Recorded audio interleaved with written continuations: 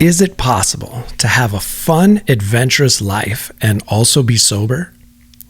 Honestly, 5 years ago, that question, I didn't think it was possible.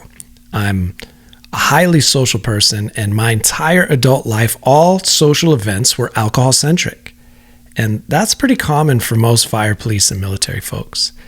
Any event plus booze equals an even better event. Going to the lake, start drinking early.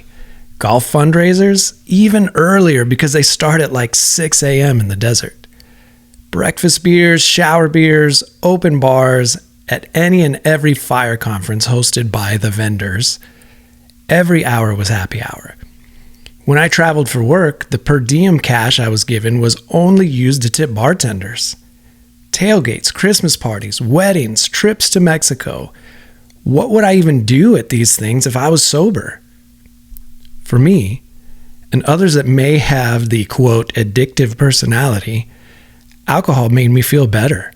It took the edge off. It allowed me to relax. And not everyone has that same effect. My wife doesn't, for example, but me?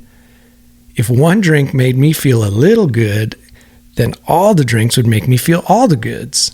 And 98% of the time, it worked out fine.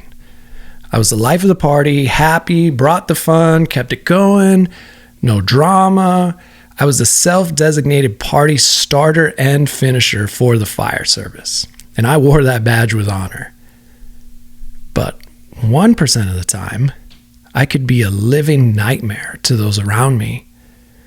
Verbally lash out at someone I love or overreact and break something like a child, just ugly moments. But we all have those, right? Blame it on my stressful life or job or lack of sleep or whatever provoked me at the time. I didn't mean it. It won't happen again. And I could say that with 98% accuracy. Then there was that other 1% of the time. The times where, oddly enough, I'd have a dark and seemingly irresistible urge to toss myself off a balcony.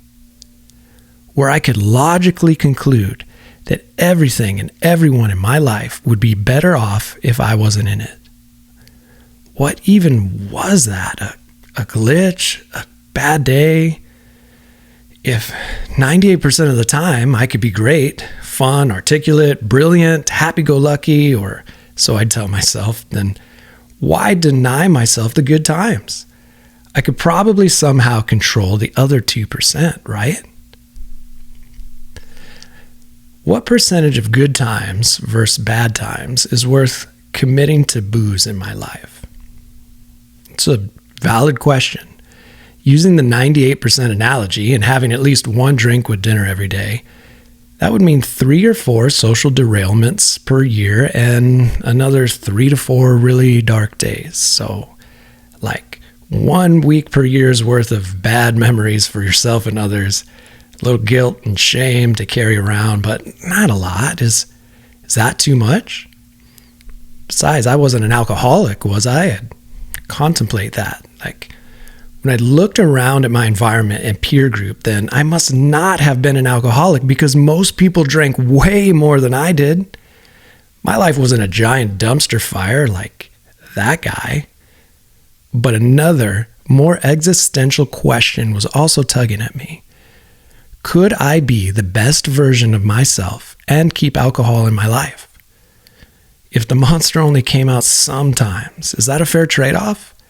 If booze, by its very nature, affects the brain by loosening the tongue, blurring moral boundaries, such as I could probably drive home and be fine, and inflate my ego, something I didn't need, do those traits align with the person I want to be?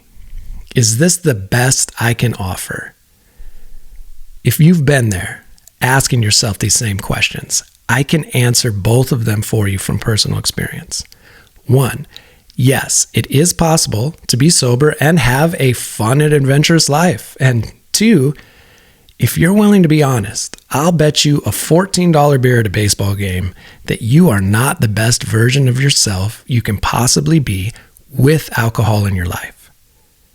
Some of us don't have an unhealthy relationship with addiction or alcohol, and some of us at least convince ourselves we don't.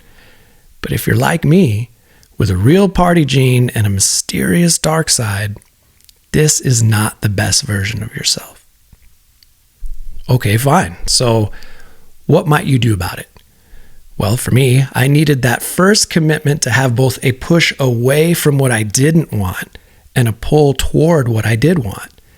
I didn't want to feel the way I did with alcohol that 2% of the time. But more than that, I needed to identify what I actually wanted. If I focused all my energy in putting myself in timeout and refraining from feeling good because there was a 2% chance that I or people around me could have a bad experience, then eventually I would cave and rebel against that logic. Because I deserve to feel good. My life is hard and I just need to relax sometimes. And those arguments set me up for a couple of epic relapses. But what did I want? Judging by my questions that I would present to God as this awkward relationship I had with somebody I didn't know, I wanted to feel as good as I did in that sweet spot of inebriation, but not have to poison myself to get there.